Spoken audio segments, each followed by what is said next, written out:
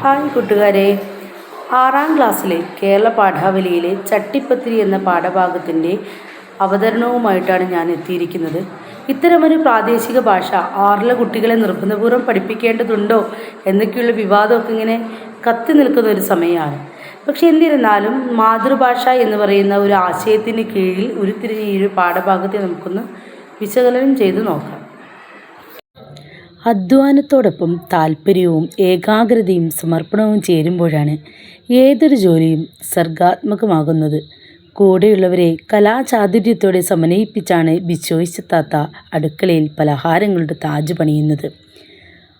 മഹാസമുദ്രത്തിനഗാധതയിലേക്ക് ഊളിയിട്ട് മുത്തുകൾ വാരി ജലോപരിതലത്തിലെത്തുകയും വിലപ്പെട്ട നിധി പുറംലോകത്തെ കാണിക്കുകയും ചെയ്യുന്ന മുങ്ങൽ വിദഗ്ധൻ്റെ ആശ്വാസവും അഭിമാനവും ചട്ടിപ്പത്തിരി തയ്യാറാക്കിയ ബിച്ചായ് ചോയ് താത്തയും പ്രകടിപ്പിക്കുന്നുണ്ട്. അങ്ങനെയാണവർ ഒരു ബായിക്ക് ബെത്തിലടക്കിയെടുത്ത് ആശ്വാസത്തോടെ മുറുക്കുന്നത്. പലഹാരം തയ്യാറാക്കുന്നതിനിടയിൽ ഒരു കുട്ടി അടുക്കളവാതിലിൽ വന്ന് ചോദിക്കുന്നതൊന്നും അവർ കേൾക്കുന്നില്ല.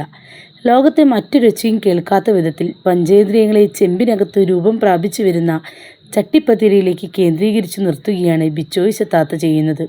കണ്ണോ മനസ്സോ മറ്റൊന്നിലേക്കും പതറാതെ തൻ്റെ സൃഷ്ടികർമ്മത്തിൽ അവർ നങ്കൂരമിടുകയാണ്.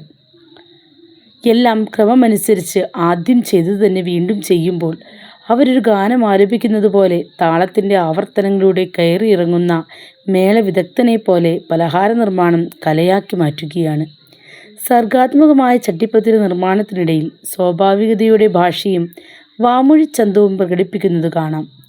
മരിച്ച പോലെ മറന്നുപോയി, അടുപ്പ് പോണ്, കോളായോ തുടങ്ങി ഒട്ടനേകം സുന്ദരമായ നാട്ടുപ്രയോഗങ്ങൾ വാമൊഴിച്ചന്തത്തോടെ പ്രത്യക്ഷപ്പെടുന്നു.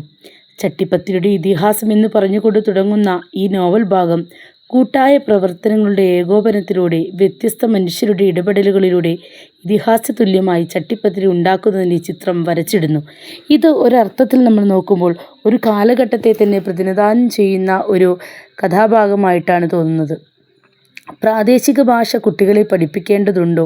ഇത്തരം ഒരു കാഠിന്യമേറിയ അല്ലെങ്കിൽ വായിക്കാൻ കടുപ്പമുള്ള അല്ലെങ്കിൽ വായിക്കാൻ പ്രയാസമുള്ള ഒരു പ്രാദേശിക ഭാഷ നിർബന്ധപൂർവ്വം കുട്ടികളെ പഠിപ്പിക്കേണ്ടതെന്നൊക്കെയുള്ള ചർച്ചകളെല്ലാം വരുന്നുണ്ടെങ്കിലും ഇതിനെല്ലാം അപ്പുറം മാതൃഭാഷയിൽ ഇത്തരം ചില രചനകളും ആസ്വാദക ഹൃദയങ്ങളിൽ ഇടം തേടുമെന്നതിൽ യാതൊരു സംശയവുമില്ല.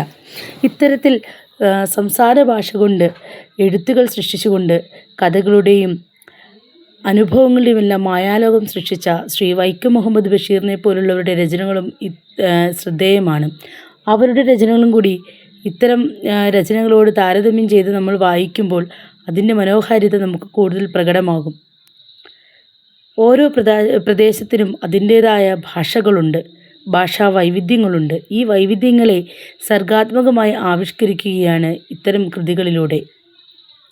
ഓരോ നാടിൻ്റെയും സംസ്കാരത്തെയും ഹൃദയത്തുടിപ്പുകളെയും അവിടെ ജീവിച്ചിരുന്ന ആളുകളുടെ ജീവിത രീതികളെക്കുറിച്ചും അവരുടെ ജീവിതം തന്നെ ഒരു ഇതിഹാസമായി മാറുകയാണ് ഇത്തരം കവിതാ സന്ദർഭങ്ങളിലൂടെ. അത്തരത്തിൽ നമ്മൾ നോക്കുമ്പോൾ ചട്ടിപ്പത്തിരി തികച്ചും സർഗാത്മകമായ ഒരു സൃഷ്ടിയായി തന്നെ കണക്കാക്കേണ്ടിയിരിക്കുന്നു.